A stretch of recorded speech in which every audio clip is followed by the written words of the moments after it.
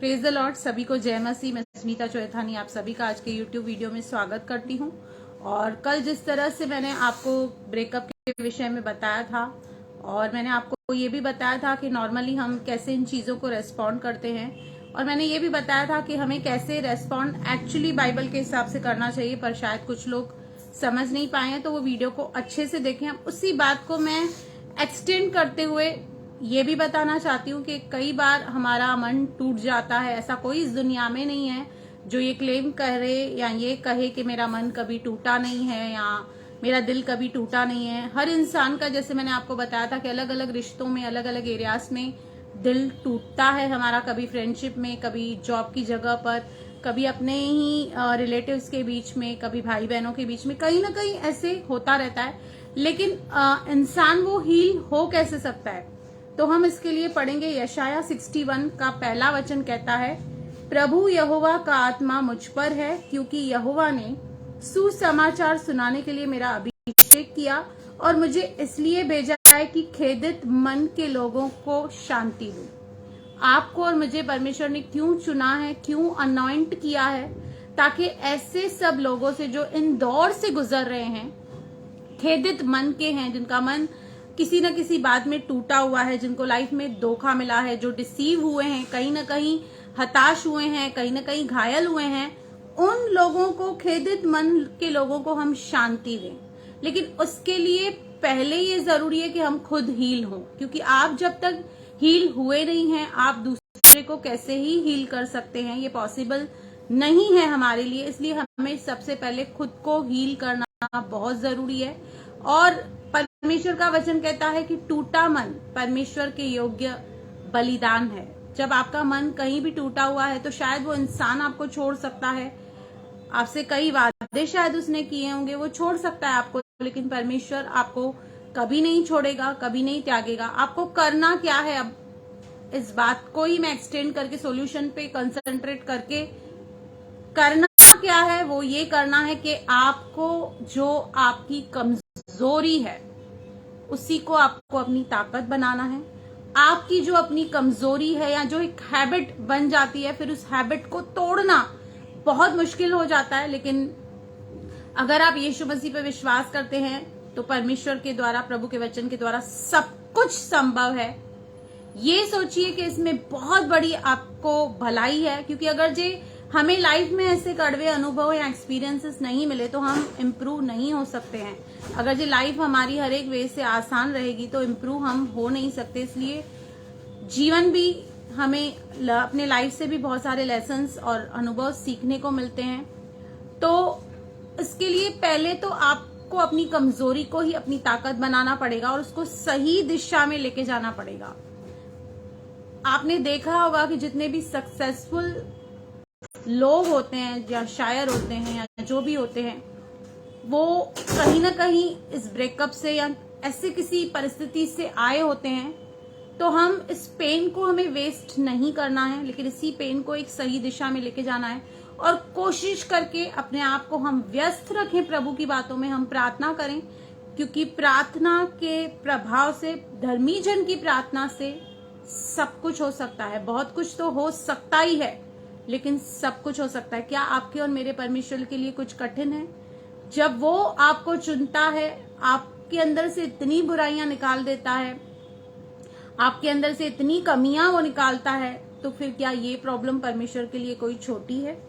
पहली बात तो सोचना और ओवर थिंकिंग करना बंद कीजिए, क्योंकि जो हो गया उसे हम चेंज नहीं कर सकते, पर जो है और जो आने वाला है उस पर हम डेफिनेटली काम कर सकते हैं। और ये पर्सपेक्टिव लेके चलिए कि परमेश्वर ने आपको अगर जो वो चीज नहीं दी है या वो चीज आपकी लाइफ से हटा दी है, तो डेफिनेटली अगर जो आपका भरोसा परमेश्वर के ऊपर है तो इससे बहुत ज्यादा बेटर आपके लाइफ में आने वाला है। बस आपको इंतजार करना है और ऐसे लोगों को पहले आप खुद हील हो जाइए और ऐसे लोगों को चुनिए जो खेदित मन के हैं, जिनका मन टूटा हुआ है, जिनको शायद लाइफ में बहुत कुछ देखने को मिला है, बहुत कुछ फेस करने को मिला है, शायद बहुत सारे धोखे, बिट्रेयल उनके लाइफ में हुए हैं। तो हमें पहले खुद को हील करना है, उसके बाद हमें दूसरों को हील करना है। और अच्छी संगति में रहिए, अच्छे फ्रेंड्स बनाइए और सबसे पहले तो आप अपनी गलती को एक्सेप्ट कीजिए। बहुत लोग गलती एक्सेप्ट ही नहीं करते। जो आपने गलती की है, क्योंकि गलती तो कहीं ना कहीं होती है हमसे, इसलिए ये हुआ है हमारे साथ, तो उस चीज को एक्सेप्ट कीजिए और किसी न किसी से शेयर कीजिए। अपने मन में वो गुब्बारा दबा के मत रखिए, वो शेयर कीजिए। मन अगर होता है रोने का तो रोइए, और उस बात को पूर्ण रीति से प्रार्थना के द्वारा कोशिश कीजिए उन मेमोरीज को मिटाने की, और उसमें से अच्छी चीजें लीजिए कि मुझे इसमें से क्या आपको सीखने मिला, ताकि आप आगे के लिए अलर्ट हो जाए। आगे आप ऐसे रिश्ते, ऐसी चीजें, या कई बार हम बहुत ओवर एक्सपेक्ट करते हैं लोगों से, तो एक्सपेक्टेशन जहां पे होती है वहां पे डिसअपॉइंटमेंट भी होती है। तो हमें अपने लाइफ में एक्सपेक्ट तो करना है, पर किससे करना है? एक्सपेक्टेशन रखो, 100% रखो, लेकिन परमेश्वर से रखो, जो आपको कभी धोखा नहीं देगा। इंसान बड़ी बड़ी बातें करेगा, बड़े बड़े प्रोमिसेस करेगा, लेकिन आपको धोखा दे देगा। लेकिन अगर आप सही जगह अपनी एक्सपेक्टेशन लगा रहे हैं और सही अप्रोच उसको कर रहे हैं, तो आपको फिर सही दिशा में आगे बढ़ने से कोई नहीं रोक सकता। तो अपनी कमजोरी को सबसे पहली बात तो अपनी ताकत बनाएं और एक्सेप्ट करें कि हाँ आपसे क्या गलती हुई है। जॉट डाउन करें, किसी के साथ शेयर करें, पॉर करें, एक ऐसे व्यक्ति के साथ जिसके ऊपर आप रिलाई कर सकते हैं। अगर जो आपके पास कोई व्यक्ति नहीं है तो घुटनों पे बैठ जाइए, और जैसे मैं आपसे बातें कर रही हूँ वैसे आप परमेश्वर से बातें कर सकते हैं। कहाँ आपसे गलती हो गई, कहाँ चूक हो गई, आप परमेश्वर के सामने कन्फेस कर सकते हैं, उससे क्षमा प्राप्त कर सकते हैं। और यिर्मयाह 29:11 कहता है कि जो कल्पनाएं वो आपके विषय में करता है उससे वो जानता है, वो लाभ की नहीं है, लाभ की है, हानि की नहीं है, और अंत में वो आपकी आशा पूरा करेगा। अगर जो परमेश्वर ने किसी को भी आपकी लाइफ से निकाला है या रिप्लेस किया है, may be your friend, may be anybody, सिर्फ गर्लफ्रेंड बॉयफ्रेंड को आप मत लीजिए, तो इसके पीछे परमेश्वर का बहुत बड़ा पर्पस है। क्योंकि आप और मैं सिर्फ प्रेजेंट देख रहे हैं, लेकिन परमेश्वर फ्यूचर भी देखता है। हो सकता है अच्छा हुआ कि आप बहुत कम समय में जाग गए, कम समय में आपको ये पता चल गया कि सामने वाला व्यक्ति क्या है।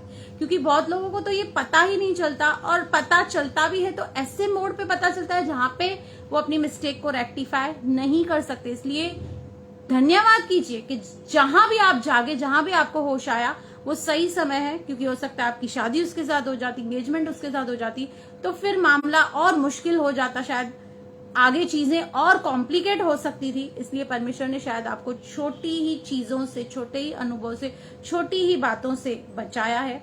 और जब आप इसे ओवरकम करेंगे तो आगे चल के फिर आप और किसी के लिए एक सर्वाइवल गाइड बनेंगे।